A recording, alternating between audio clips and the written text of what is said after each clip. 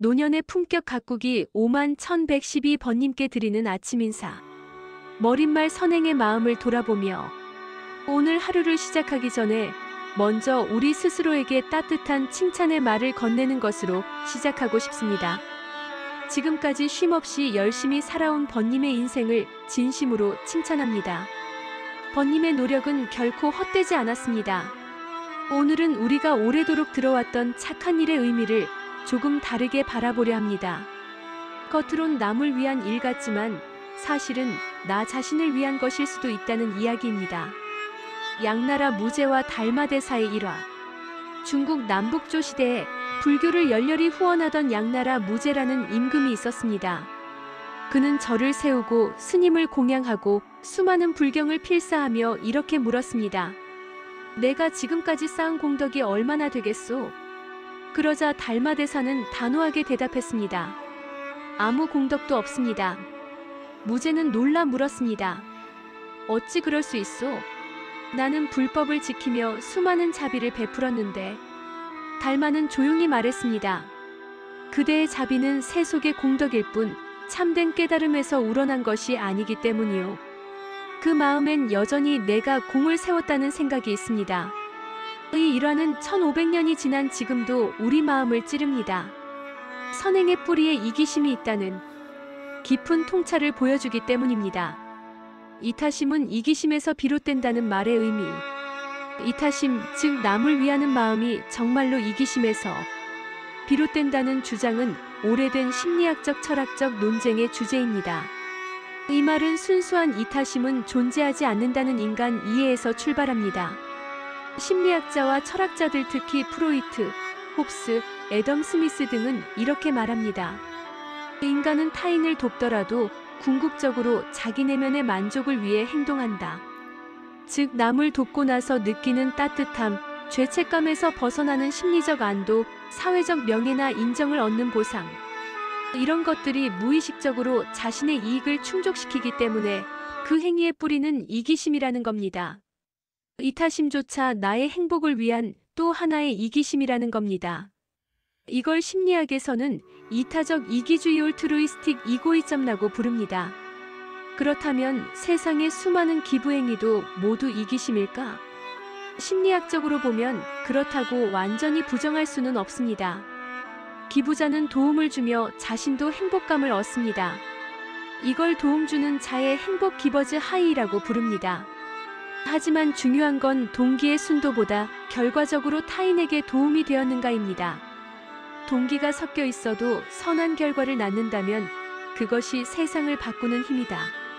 사회심리학자 다니엘 베트슨디. 따라서 기부가 완전히 순수하지 않아도 그 행위는 여전히 가치 있고 권장되어야 합니다.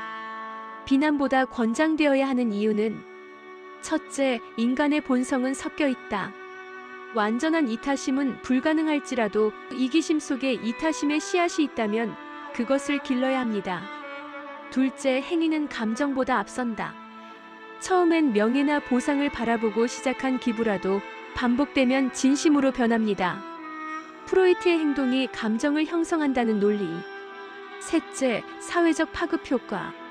한 사람의 기부가 다른 사람의 선행을 불러옵니다. 즉, 이타적 행동의 전염이 사회를 따뜻하게 만듭니다. 다시 말해서 설령 출발점이 나 자신이라 하더라도 그 행동이 타인에게 빛이 된다면 그것은 이미 세상을 따뜻하게 하는 힘이 됩니다.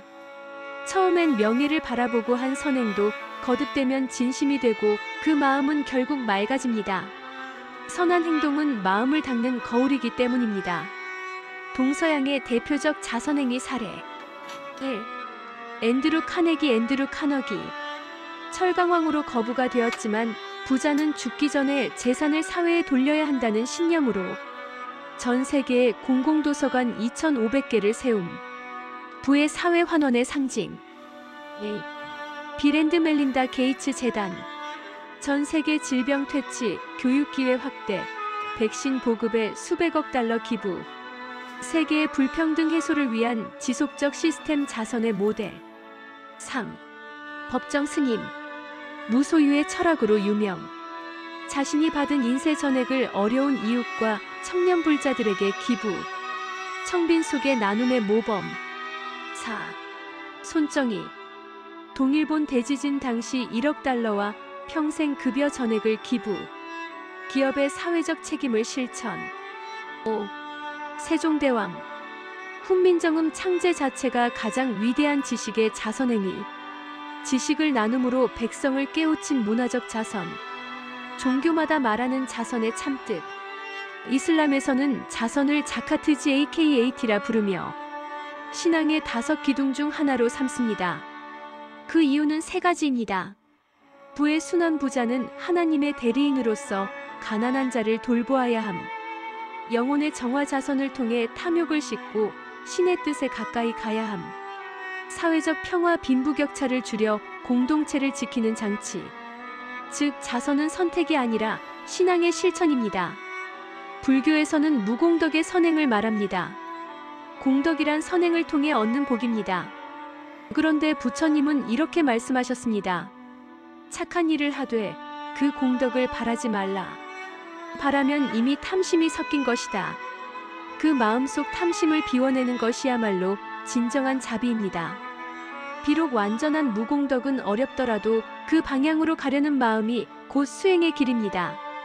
노년의 품격을 가꾸는 이타적 마음. 우리가 살아온 세월을 돌아보면 이미 수많은 나눔과 배려의 순간이 있었지요. 아이의 손을 잡고 길을 건네주던 그 순간, 이웃의 슬픔에 함께 마음을 내어주던 그 순간, 그 모든 것이 이타심의 조각이었습니다. 이제 인생의 가을 문턱에 선 우리에게 이타심은 단지 덕목이 아니라 품격의 향기입니다. 누군가를 위해 베푸는 일은 결국 내 마음을 풍요롭게 하고 삶의 마지막까지 따뜻한 흔적을 남겨줍니다. 맺는 말 나눔이 곧 나를 닦는 일.